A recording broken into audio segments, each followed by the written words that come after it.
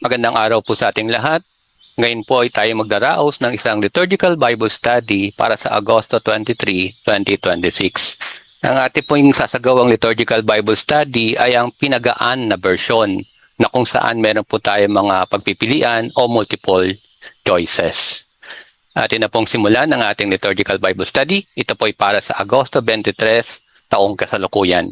Tayo po ay manalangin. Sa ngalan ng Ama at ng Anak at ng Espiritu Santo. Amen. Ama namin mapagmahal, salamat po sa pagkakataong muli kaming makagkatipon-tipon upang pagnilayan ang iyong banal na salita. Buksan mo po ang aming isip upang maunawaan ang iyong mensahe at ihanda mo ang aming mga puso upang ito ay aming may sabuhay. Patnubayan mo po kami ng iyong Espiritu Santo upang ang aming pagbabahaginan ay maging makabuluhan, puno ng pag-ibig at magbunga ng mas malalim na pananampalataya. Nawa ang bawat salitang aming marinig at ibahagi ay maglapit sa amin sa iyo at magbigay liwanag sa aming pang-araw-araw na paumuhay.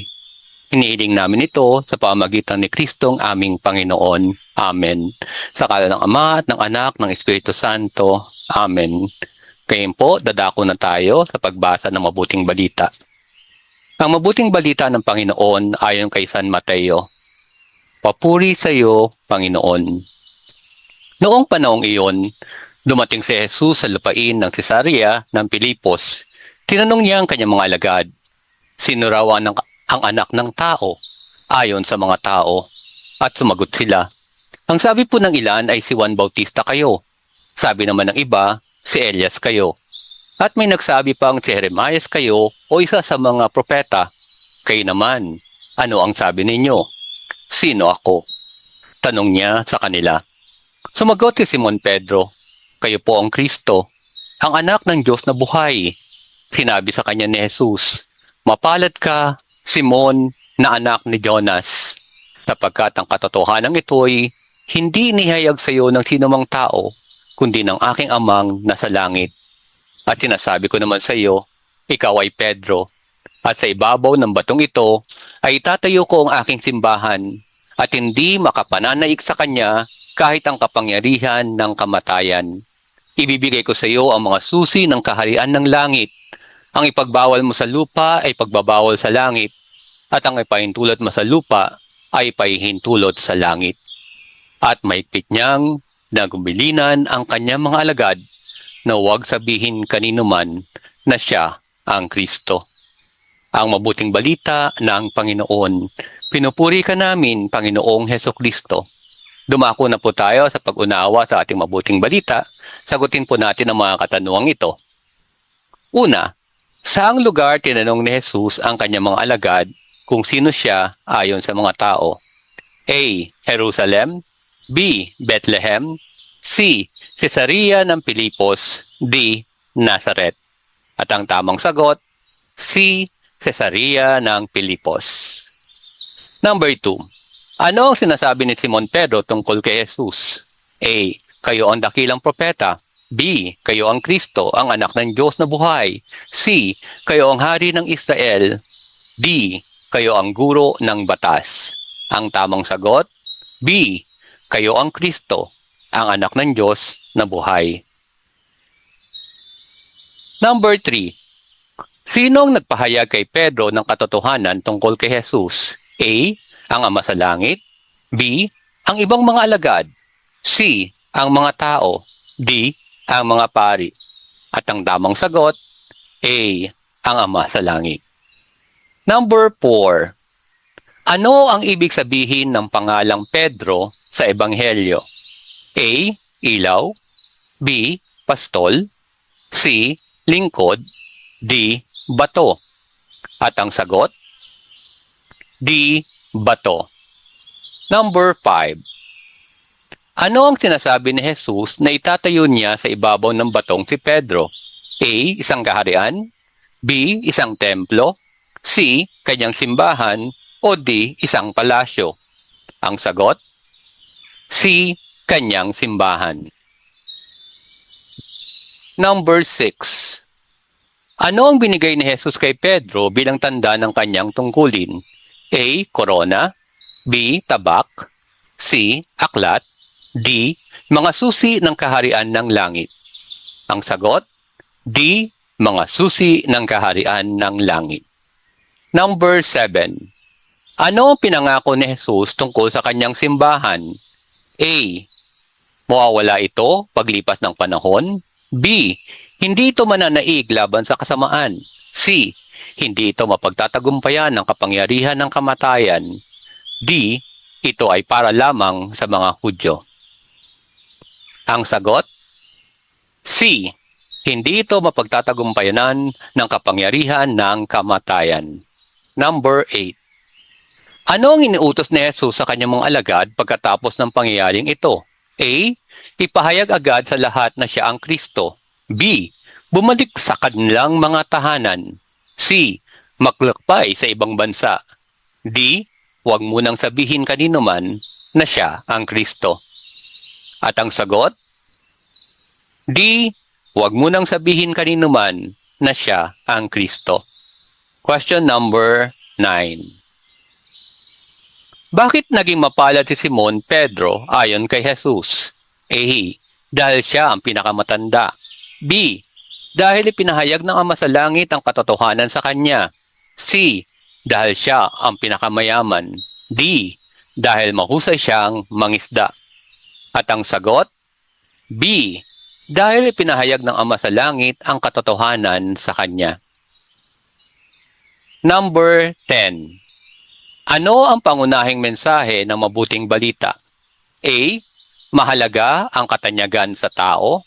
B. Ang tunay na pakilala kay Jesus ay biyayang nagmumula sa Diyos at tayo ay tinatawagan na maging matatag sa pananampalataya. C. Ang lakas ng tao ang pinakamahalaga. D. Ang kayamanan ang daan sa kaligtasan. At ang tamang sagot? B. Ang tunay na pakilala kay Jesus ay biyayang nagmumula sa Diyos at tayo ay tinatawagan na maging matatag sa pananampalataya. Ngayon po, dumako tayo sa pagbubuod ng Ebanghelyo. Unang tanong, ano ang pangunahing pangyayari sa Ebanghelyo? A. Tinuruan ni Jesus ang mga tao sa templo. B. Tinanong ni Jesus ang kanyang mga alagad kung sino siya at kinilala siya ni Pedro bilang Kristo. C. Pinakain ni Jesus ang 5,000 tao. D. Pinagaling ni Jesus ang isang may sakit. Ang sagot? B. Tinanong ni Jesus ang kanyang mga alagad kung sino siya at kinilala siya ni Pedro bilang Kristo. Question number 2. Bakit sinabi ni Jesus na mapalad si Simon Pedro? A. Dahil ang Ama sa Langit ang nagpahayag sa kanya ng katotohanan tungkol kay Jesus. B. Dahil siya ang pinakamatandang alagad. C. Dahil mahusay siyang magsalita. D. Dahil siya ang unang sumunod kay Jesus. Ang tamang sagot? A. Dahil ang Ama sa Langit ang nagpahayag sa kanya ng katotohanan tungkol kay Jesus. Question number 3. Ano ang pinangako ni Jesus kay Pedro matapos niyang ipahayag ang kanyang pananampalataya? A. Gagawin siyang hari ng Israel. B. Bibigyan siya ng maraming kayamanan. C. Itatayo sa kanyang simbahan at ipagkakatiwala ang mga susi ng kaharian ng langit. D. Magiging tanag siya sa buong mundo. At ang tamang sagot? Letter C. Itatayo sa kanya ang simbahan at ipagkakatiwala ang mga susi ng kaharian ng langit. Question number 4. Ano ang pinakita ni Pedro sa kanyang sagot kay Jesus? A. Takot na magsalita. B. Pag-aalinlangan sa misyon ni Jesus. C. Pagnanais na maging pinuno. D. Matatag na pananampalataya at pagkilala kay Jesus bilang anak ng Diyos. At ang tamang sagot, matatag ng pananampalataya at pagkilala kay Jesus bilang anak ng Diyos. Punta na po tayo sa question number 5. Ano ang pinakamahalagang aral na makukuha sa Ebanghelyong ito? A. Ang tunay na pananampalataya ay pagkilala kay Jesus at matatag na pagtunod sa Kanya. B. Ang katanyagan ang sukatan ng pagiging mabuting tao. C. dapat laging manguna sa lahat ng gawain. D. Ang kapangyarihan ang pinakamahalagang bagay sa buhay. At ang tamang sagot, A. Ang tunay na pananampalataya ay pagkilala kay Jesus at matatag na pagtunod sa Kanya. Ngayon po, dadako na tayo sa unang pagbasa. Pagbasa mula sa aklat ni Propeta Isaías. Sinabi ng Panginoon kay Sabnang katiwala sa palasyo, aalisin kita sa iyong katungkulan at palalayasin sa iyong kinalalagyan. Tatawagin ko sa araw na iyon ang aking lingkod, si Eliakim na anak ni Hilcias. Siya ang pagsusuotin ko ng iyong buong kasuotan. Ibibigay ko sa kanya ang iyong kapangyarihan. Siya ang magiging pinakaama ng Jerusalem at ng Huda. Ibibigay ko sa kanya ang susi ng bahay ni David. Ang kanyang buksay, walang makapagsasara at walang makapagbubukas ng ipininid niya. Itatayo ko siyang parang haligi ng tolda. Itatayo ko ng matibay sa isang matatag na lugar at siya'y magiging marangal na luklukan para sa sambahayan ng kanyang ama. Ang salita ng Diyos. Salamat sa Diyos. Ngayon po, dumako na tayo sa pag-unawa sa unang pagbasa. Question number 1. Sino ang inalis ng Panginoon sa kanyang katungkulan bilang katiwala sa palasyo? A. Eliakim, B. Hilcias, C. Sabna, D. David. Ang samang sagot, letter C. Sabna. Number 2. Sino ang tinalaga ng Panginoon upang pumalit kay Sabna? A. Eliakim na anak ni Hilcias, B. Jeremias, C. Isaías, D. Hosias. At ang tamang sagot, letter A. Si Eliakim na anak ni Hilcias. Number 3. Ano ang binigay ng Panginoon kay Eliakim bilang tanda ng kanyang kapangyarihan? A. Korona ng Huda, B. Susi ng bahay ni David, C. Trono ng Jerusalem, D. Tabak ng hari. At ang tamang sagot, B. Susi ng bahay ni David. Number 4. Ano ang pinahihiwatig ng pahayag na ang kanyang buksay walang makapagsasara at walang makapagbubukas ng ipininid niya? A. Siya ay magiging mayaman, B. Magiging tanyag siya sa buong bayan, C. Magiging mahusay siyang mandirigma, D. May otoridad siyang ipinagkaloob ng Diyos. At ang tamang sagot, D. May otoridad siyang ipinagkaloob ng Diyos. Number 5. Ano ang inahalin tulad ng Panginoon kay Eliakim upang ipakita ang kanyang katatagan? A. Isang matayog na bundok, B. Isang matibay na haligi na nakatanim sa matatag na lugar, C. Isang malawak na puno, D. Isang matibay na pader. At ang tamang sagot, B. Isang matibay na haligi na nakatanim sa matatag na lugar. Number 6. Ano ang magiging tungkulin ni Eliakim sa Jerusalem at Huda? A. Magiging hukom ng buong Israel, B. Magiging pinuno ng hukbo, C. Magiging pinakaama ng Jerusalem at Huda, D. Magiging pari sa templo. Ang tamang sagot, magiging pinakaama ng Jerusalem at Huda. Number 7. Ano ang pinakikita ng Panginoon sa pagpili kay Eliakim bilang kapalit ni Sabna? A. Ang Diyos ang nagbibigay at nag-aalis ng pananagutan at kapangyarihan ayon sa kanyang kalooban. B. Ang pinakamayaman ang nararapat mamuno. C. Ang pinakamatanda ang dapat mamahala. D. Ang kapangyarihan ay namamana lamang. At ang sagot, ang Diyos ang nagbibigay at nag-aalis ng pananagutan at kapangyarihan ayon sa kanyang kalooban. Letter A. Number 8. Ano ang pangunahing mensahe ng unang pagbasa? A. Ang kayamanan ng sukatan ng pagiging pinuno. B. Ang tunay na pinuno ay dapat maging makapangyarihan sa lahat. C. Ang Diyos ang mihirang ng mga tapat na lingkod upang mamuno ng may pananagutan. D. Ang tao ang pumipili ng kanyang sariling kapalaran. Ang sagot? C. Ang Diyos ang mihirang ng mga tapat na lingkod upang mamuno ng may pananagutan. Tignan naman po natin ang ugnayan ng Ebanghelyo at unang pagbasa. Number 1. Ano ang magkakatulad na simbolong binanggit sa unang pagbasa at sa Ebanghelyo? A. Trono ng hari. B. Korona ng Huda. C. Susi ng kaharian. D. Tabak ng pinuno. At ang sagot? C. Susi ng kaharian. Number 2. Ano ang pinahihiwatig ng pagbibigay ng susi kay Eliakim at kay Pedro? A. Binigyan sila ng Diyos ng otoridad at pananagutang mamuno. B. Ginawa silang pinakamayamang tao. C. Inutusan silang maging mandirigma. D. Pinili silang maging hari. At ang sagot? A. Binigyan sila ng Diyos ng otoridad at pananagutang mamuno.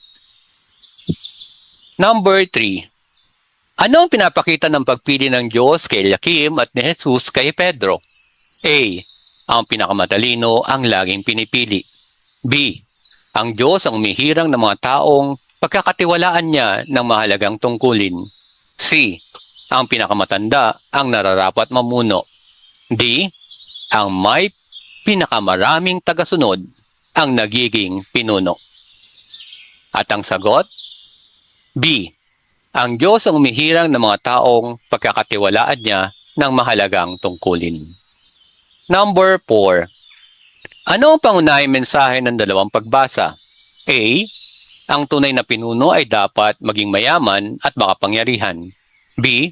Ang kapangyarihan ay nagmumula sa tao. C. Ang pamumuno ay para lamang sa ilang tao. D. Ang otoridad ay kaloob ng Diyos at dapat gamitin ng may katapatan at pananagutan. At ang sagot? D. Ang otoridad ay kaloob ng Diyos at dapat gamitin ng may katapatan at pananagutan. Number 5. Paano nauugnay si Eliakim kay Pedro batay sa dalawang pagbasa? A. Pareho silang naging hari ng Israel. B. Pareho silang naging propeta. C. Pareho silang pinagkatiwalaan ng Diyos ng otoridad na mamuno at maglingkod sa kanyang bayan. D. Pareho silang nagtayo ng templo sa Jerusalem. At ang sagot, C. Pareho silang pinagkatiwalaan ng Diyos ng otoridad na mamuno at maglingkod sa kanyang bayan. Dumako na po tayo sa pagbasa ng ikalawang pagbasa. Pagbasa mula sa sulat ni Apostol San Pablo sa mga taga-Roma.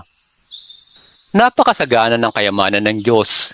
Di matarok ang kayamanan, karunungan, at kaalaman ng Diyos.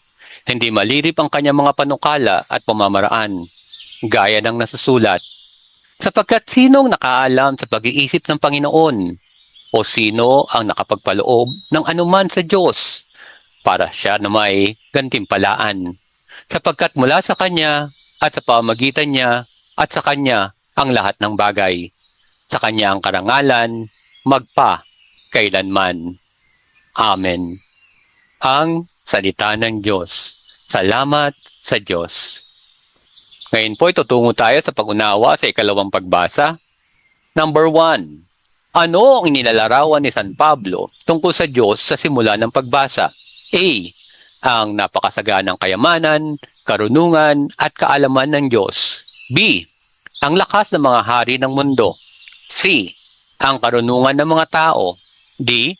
Ang yaman ng bansang Israel. At ang sagot? A. Ang napakasaganang kayamanan, karunungan, at kaalaman ng Diyos. Number 2. Ano ang sinabi ni San Pablo tungkol sa mga panukala at pamamaraan ng Diyos? A. Madaling maunawaan ng laad. B. Hindi malirip o lubos na maunawaan ng tao. C. Katulad lamang ng sa tao. D. Nagbabago ayon sa kagustuhan ng tao? Ang sagot, B.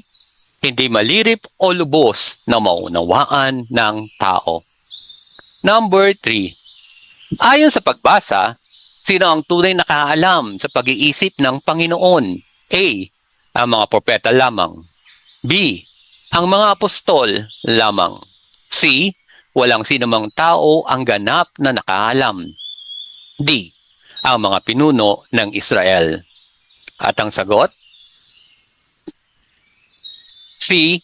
Walang sinumang tao ang ganap na nakaalam. Number 4. Ano ang pinahihiwatig ng tanong na sino ang nakapagkaloob ng anuman sa Diyos para naman siya ay gantimpalaan? A. Kailangang bayaran ng Diyos ang tao. B. Ang Diyos ay may utang sa tao. C. Maaaring higitan ng tao ang Diyos. D. Ang lahat ay biyaya ng Diyos at wala siyang pagkakautang sa sinuman. Ang sagot? D.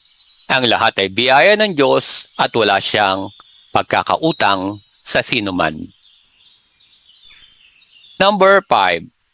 Ayon kay San Pablo, saan nagmumula ang lahat ng bagay? A.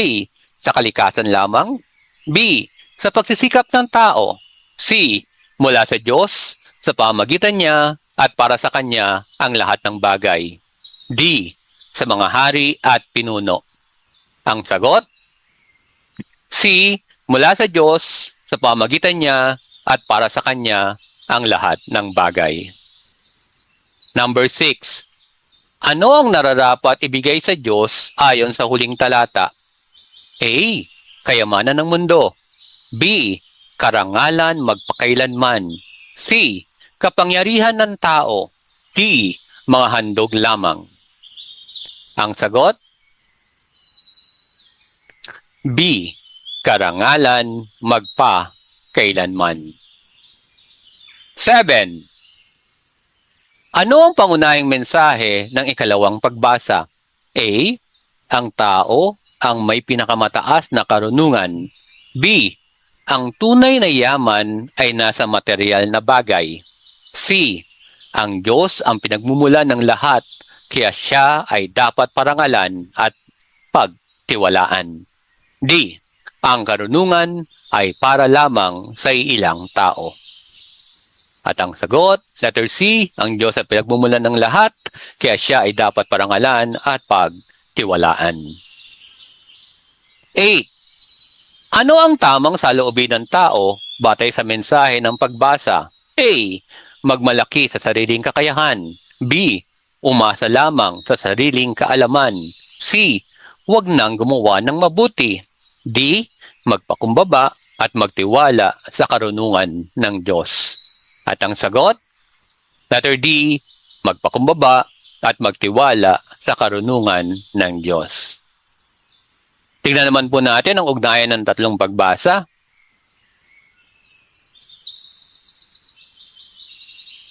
Ano ang iisang mensaheng makikita sa tatlong pagbasa? A. Ang tunay na otoridad at karunungan ay nagmumula sa Diyos. B. Ang tao ang may ganap na kapangyarihan sa kanyang buhay. C. Ang kayamanan ng sukatan ng pagiging pinuno. D. Ang lahat ng tao ay maaaring mamuno ayon sa kanilang kagustuhan. A. Ang tunay na otoridad at karunungan ay nagmumula sa Diyos. Ito po ang sagot. Number 2. Paano magkaugnay ang pagpili kay Eliakim sa unang pagbasa at kay Pedro sa Ebanghelyo? A.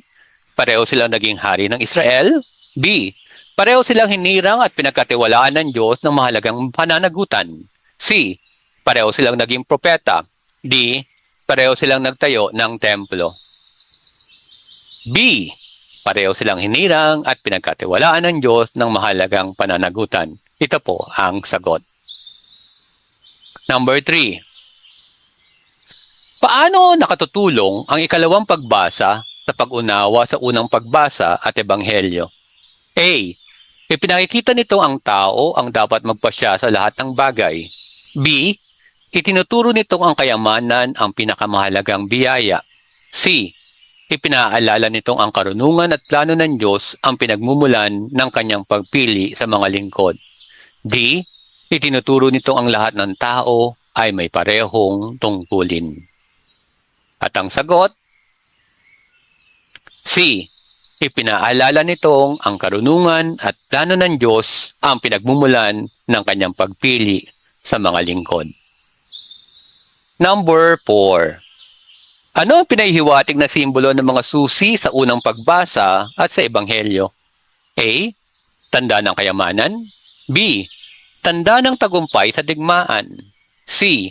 Tanda ng pagiging pinuno ng bayan. D.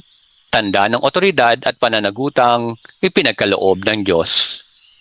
At ang sagot, letter D.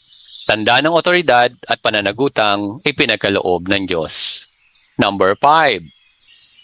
Ano ang hamon ng tatlong pagbasa sa bawat Kristiyano? A. Maghangad ng mataas ng katungkulan. B. Magtiwala sa sariling kakayahan lamang. C.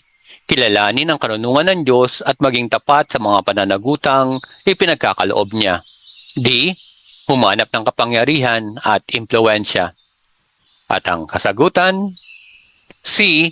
Kilalanin ang karunungan ng Diyos at maging tapat sa mga pananagutang ipinagkakaloob niya. Ngayon po, dadako tayo sa hibla, hugot at hamon.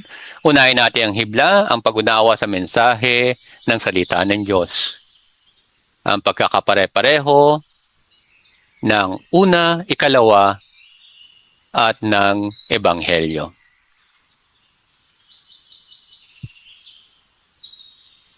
Question number 1. Ano ang magkakatulad na ginawa ng Diyos sa unang pagbasa, ikalawang pagbasa, at Ebanghelyo? A. Ipinakita niya na ang tao ang pinakamakapangyarihan. B. Ipinakita niya na ang otoridad at karunungan ay nagmumula sa kanya at ipinagkakatiwala sa mga tapat. C. Ipinakita niya na ang kayamanan ang pinakamahalaga. D. Ipinakita niya na ang lahat ay maaaring mamuno. At ang sagot, letter B, ipinakita niya na ang otoridad at karunungan ay nagmumula sa kanya at ipinagkakatiwala sa mga tapat. Number 2. Bakit ipinagkatiwala ng Diyos ang mga susi kina Eliakim at Pedro? A. Upang magkaroon sila ng karangalan. B. Upang maging tanyag sila sa bayan. C. Upang gampanan nila ang pananagutang ipinagkaloob ng Diyos ng may katapatan. D. Upang maging mas makapangyarihan sila kaysa iba. At ang sagot, upang gampanan nila ang pananagutang ipinagkaloob ng Diyos ng may katapatan. Letter C. Number 3. Ano ang pinaalala ni San Pablo tungkol sa karunungan ng Diyos? A. Ang Diyos ay may panukalang higit sa kayang maunawaan ng tao. B. Ang tao ay kasing karunungan ng Diyos. C. Ang lahat ng desisyon ay nakasalalay sa tao. D. Ang karunungan ay nakukuha lamang sa pag-aaral. At ang sagot? Letter A. Ang Diyos ay may mga panukalang higit sa kayang maunawaan ng tao. Number 4. Kung pagsasamahin ang mensahe ng tatlong pagbasa, ano ang pinakamahalagang aral na ating matutunan? A. Ang pinakamahalaga ay ang mataas na katungkulan. B. Ang tunay na pinuno ay dapat maging mayaman. C. Ang tagumpay ay nakasalalay sa sariling kakayahan. D. Ang Diyos ang pinagmumulan ng otoridad at karunungan, kaya dapat tayong maging tapat sa kanyang ipinagkakatiwala. At ang sagot, D. Ang Diyos ang pinagmumulan ng otoridad at karunungan, kaya dapat tayong maging tapat sa kanyang ipinagkakatiwala. Number 5. Alin sa sumusunod ang pinakamainam na hibla ng tatlong pagbasa? A. Ang Diyos ang pinagmumulahan ng lahat ng otoridad, karunungan at kapangyarihan. Tinatawag niya tayo maging tapat na katiwala ng kanyang mga kaloob. B. Ang tao ang umuhubog ng kanyang sariling kapalaran. C. Ang kapangyarihan ang sukatan ng tunay na tagumpay. D. Ang pinakamayaman ang nararapat mamuno. At ang sagot po ay letter A. Ang Diyos ang pinagmumulan ng lahat ng otoridad, karunungan at kapangyarihan. Tinatawag niya tayo maging tapat ng katiwala ng kanyang mga kaloob. Punta po tayo sa ating hugot o refleksyong tanong. Kung ikaw ay pagkakatiwalaan ng isang mahalagang tungkulin, ano ang pinakamainam mong gawin? A. Gamitin ito upang makilala at mapuri ng iba. B. Iwasan ang pananagutan upang hindi magkamali. C. Gampanan ito na may katapatan bilang paglilingkod sa Diyos at sa kapwa. D. Gamitin ito para sa sariling kapakinabangan. At ang sagot po ay C. Gampanan ito ng may patapatan ay bilang paglilingkod sa Diyos at sa kapwa. Number 2. Kapag hindi mo lubos na naunawaan ang plano ng Diyos sa iyong buhay, ano ang nararapat mong gawin? A. Magreklamo at mawalan ng pag-asa. B. Magtiwala sa karunungan ng Diyos at magpatuloy sa paggawa ng mabuti. C. Sundin lamang ang gusto ng ibang tao. D. Ihinto ang pagtupad sa iyong mga tungkulin. At ang sagot? B. Magtiwala sa karunungan ng Diyos at magpatuloy sa paggawa ng mabuti. Number 3. Ano ang pinakikita ng isang taong tunay na nagtitiwala sa Diyos? A. Tapat niyang ginagampanan ang kanyang mga pananagutan kahit may mga pagsubok. B. Umaasa lamang siya sa sariling kakayahan. C. Iniiwasan niya ang anumang responsibilidad. D. Pinipili lamang niya ang madaling gawain. At ang tamang sagot, A. Tapat niyang ginagampanan ang kanyang mga pananagutan kahit may mga pagsubok. Number 4. Kung susumahin ang mensahe ng tatlong pagbasa, alin ang pinakamainam na tanong na maaari mong itanong sa iyong sarili? A. Paano ako magiging mas tanyag? B. Paano ako yayaman? C. Paano ako magkakaroon ng kapangyarihan? D. Paano ko'y mapapakita ang aking pagtitiwala sa Diyos at katapatan sa mga tungkuling ipinagkatiwala niya sa akin? At ang sagot, D. Paano ko mapapakita ang aking pagtitiwala sa Diyos at katapatan sa mga tungkuling ipinagkatiwala niya sa akin? Number 5. Alin sa sumusunod ang pinakamahusay na hugot ng tatlong pagbasa? A. Paano ako magiging matagumpay sa paningin ng mundo? B. Paano ko pinapakita ang aking pagtitiwala sa karunungan ng Diyos at ang pagiging tapat sa mga pananagutang ipinagkakaloob niya sa akin? C. Paano ako magkakaroon ng mas maraming kapangyarihan? D. Paano ko maiwasan ang mahihirap na tungkulin? At tulad po ng sagot sa number 4, letter B, paano ko pinapakita ang aking pagtitiwala sa karunungan ng Diyos at ang pagiging tapat sa mga pananagutang ipinagkakaloob niya sa akin. Ngayon po, dadako tayo sa hamon, ang pagsasabuhay ng salita ng Diyos. Matapos marinig ang mensahe ng mga pagbasa, ano ang pinakamainam na tugon ng isang Kristiyano? A.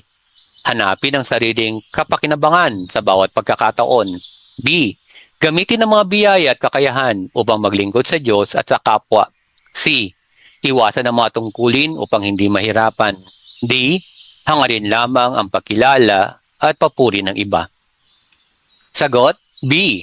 Gamitin ang mga biyaya at kakayahan upang maglingkod sa Diyos at sa kapwa. Number 2. Bilang katiwala ng Diyos, paano natin dapat gamitin ang mga talento at kakayahang ibinigay niya? A. Itago upang hindi papansin ng iba. B. Gamitin para lamang sa sariling tagumpay. C. Ibahagi at gamitin sa kabutihan ng iba. D. Ipagmalaki upang makilala. At ang sagot, C. Ibahagi at gamitin sa kabutihan ng iba. Number 3. Kapag nahaharap tayo sa mga pagsubok sa pagtupad ng ating mga tungkulin, ano ang dapat nating gawin? A. Magtiwala sa karunungan ng Diyos at manatiling tapat. B. Sumuko agad dahil mahirap ang sitwasyon. C. Iasa lahat sa ibang tao. D. Piliin lamang ang madaling gawain. At ang sagot? A. Magtiwala sa karunungan ng Diyos at manatiling tapat. Number 4. Ano ang pinaalala ng halimbawa ni Eliakim at Pedro sa ating buhay? A. Ang posisyon ang magbibigay ng halaga sa tao. B. Ang kapangyarihan ay para sa sariling karangalan. C. Ang mga tungkulin ay dapat gamitin bilang paraan ng paglilingkod. D. Ang pagkilala ng tao ang pinakamahalagang gantimpala. C. Ang tungkulin at ang mga tungkulin ay dapat gamitin bilang paraan ng ating paglilingkod. Number 5. Bilang pangwakas na hamon ng tatlong pagbasa, ano ang dapat nating isabuhay? A. Maghanap ng higit na kapangyarihan kaysa sa iba. B. Magtiwala sa Diyos at maging tapat na lingkod sa mga ipinagkatiwala niya. C. Umasa lamang sa sariling kakayahan. D. Iwasan ang mga responsibilidad upang manatiling ligtas. At ang sagot, B. Magtiwala sa Diyos at maging tapat na lingkod sa mga ipinagkatiwala niya. Ngayon po, ang ating hiblangang nabuo ay ang Diyos ang pinagmumulan ng lahat ng otoridad, karunungan at kapangyarihan. Tinatawag niya tayong maging tapat na katiwala ng kanyang mga kaloob. At para sa ating hugot, paano ko pinakikita ang aking pagtitiwala sa karunungan ng Diyos at ang pagiging tapat sa mga pananagutang ipinagkakaloob niya sa akin? At para sa ating hamon, bilang mga lingkod ng Diyos, gamitin natin ng may kababaang loob at katapatan ng mga biyaya, talento at pananagutang ipinagkaloob niya upang maging pagpapala sa iba. Ngayon po ay dadako na tayo sa ating pangwakas na panalangin. Sa ngalan ng Ama at ng Anak at ng Espiritu Santo. Amen. Mapagmahal naming Ama, maraming salamat po sa iyong salita na aming napagnilayan ngayon. Salamat sa pagpaalala mo sa amin na ang lahat ng aming kakayahan, biyaya at pananagutan ay nagmumula sa iyo. Tulungan mo po kaming maging mabuting katiwala ng mga kaloob na ipinagkatiwala mo sa amin. Bigyan mo kami ng mapagpakumbabang puso upang maglingkod, karunungan upang makagawa ng tamang pasya, at lakas upang manatiling tapat sa aming mga tungkulin. Nawa ang mga aral na aming natanggap sa pag-aaral ng iyong salita ay hindi lamang manatili sa aming isipan, kundi may sabuhay sa aming pamilya, komunidad at pakikitungo sa aming kapwa. Panginoon, turuan mo kaming higit na magtiwala sa iyong karunungan at plano sa aming buhay. Gawin mo kaming instrumento ng iyong pagmamahal at kabutihan sa mundo. Ang lahat ng ito ay aming nihiling sa pamamagitan ni Jesucristo na aming Panginoon. Amen. Sa ngalan ng Ama at ng Anak at ng Espiritu Santo. Amen. Muli po, isang mapagpalang araw sa ating lahat at naway patuloy tayong pagpalain ng ating dakilang lumikha sa ating paglalakbay sa ating buhay, pananampalataya.